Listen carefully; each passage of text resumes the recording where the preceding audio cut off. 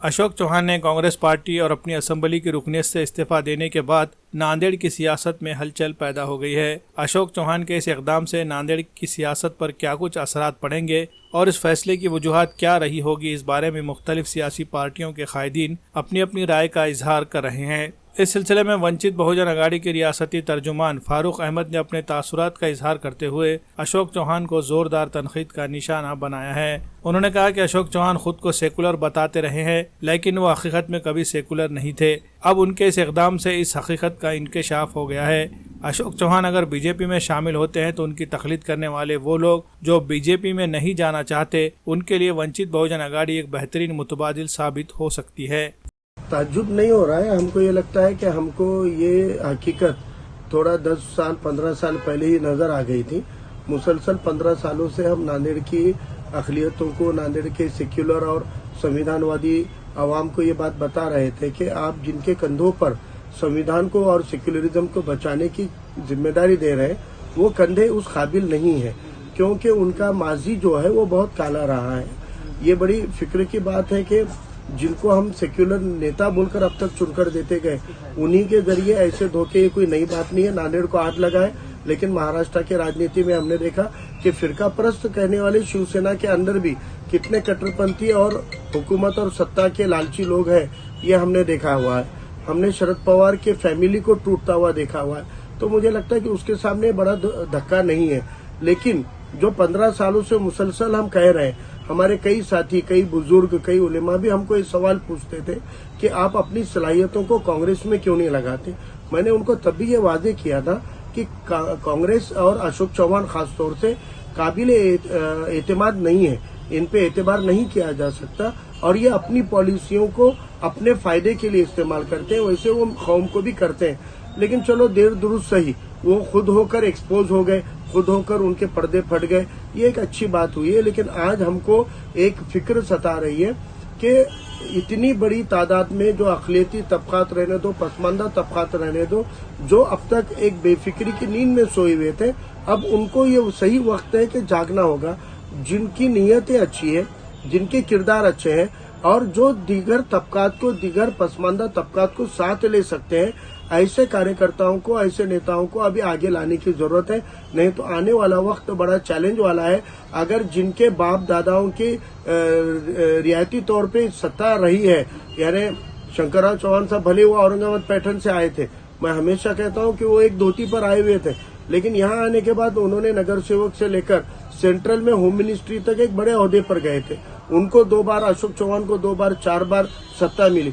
जब ऐसे पेड़ को भी पत्ते की मानिंद बीजेपी ने उड़ा दिया है, तो बाकी दिगर लोगों का क्या हाल होगा।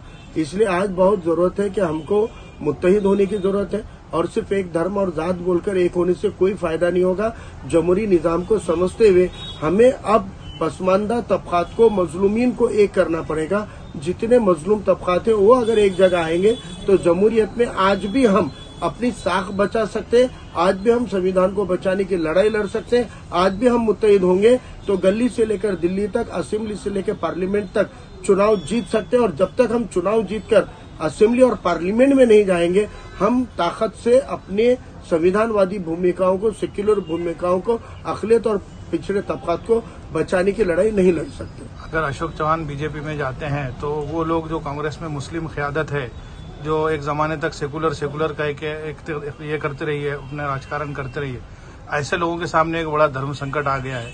तो इन लोगों को अब क्या करना चाहिए और इस सिलसिले में आप क्या बोलना चाहते हैं? देखो, जो लोग अवामी हैं, जो अवाम के हक में काम करने के लिए सियासत में आए होंगे, वो लोग तो उनके साथ नहीं जाएंगे, इस बात का मुझे पूरा एतमाद है।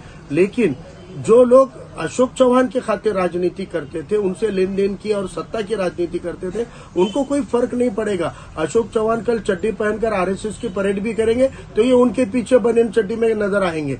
इनके लिए कोई आइडियोलॉजी नहीं है, इनके लिए कोई आवाम को लेकर कमिटमेंट और ईमानदारी नहीं है। इसलिए मुझे कोई ताज्जुब नहीं होगा कि कुछ मुस्लिम लीडर इनके साथ में अगर ये बीजेपी में, आज वो बीजेपी में जाए कि न जाए, लेकिन उन्होंने ये तो साबित कर दिया कि वो किसी और रिमोट कंट्रोल पे चल रहे हैं।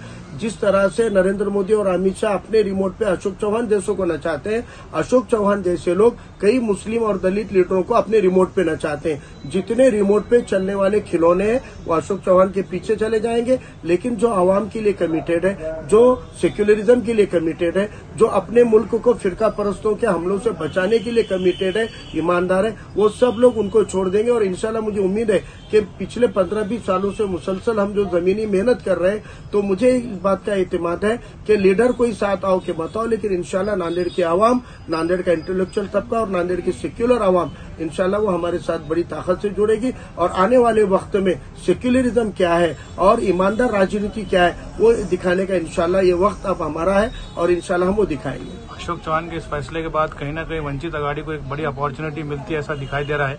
इस अपॉर्चुनिटी को भुनाने के लिए किस तरह का स्ट्रैटेजी रहेगी, क्या कुछ काम करेगी वंचित अघाड़ी? देखिए, मैं आपको ये बात वादे करूं कि पिछले लोकसभा में 1,70,000 वोट वंचित बहुजन आघाड़ी को मिले थे और पिछली विधानसभा में 2 लाख वोट वंचित बहुजन आघाड़ी को मिले थे। लेकिन इससे दुगनी तादाद के लोग ऐसे हैं जो हमारे हक के हैं, जो अकलियतियां पसमानदा है, लेकिन उनको मिसगाइड करके, दिशा भूल करके, उनको सेक्युलरिज्म की गुंगी का नशा चढ़ाकर या दवा पिलाकर उनको गुमराह और गफलत में रखने का काम अशोक चौहान करते थे। आज वो लोग उस गफलत से बाहर आ गए हैं। इसलिए इंशाल्लाह आने वाला वक्त अशोक चौहान के बीजेपी में जाने से नहीं, हमारी आवाम हमारे साथ आने से हमारी ताकत में इजाफा होने वाला है, इसमें कोई दो राय नहीं।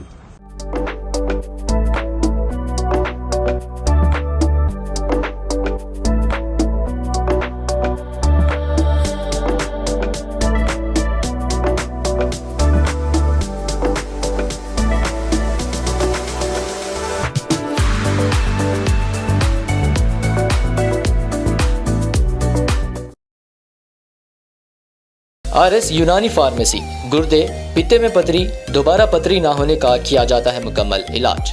फैटी लीवर मेडिसिन भी दस्तयाब। बहादुरपुरा X रोड 9390610436 पर कांटेक्ट करें।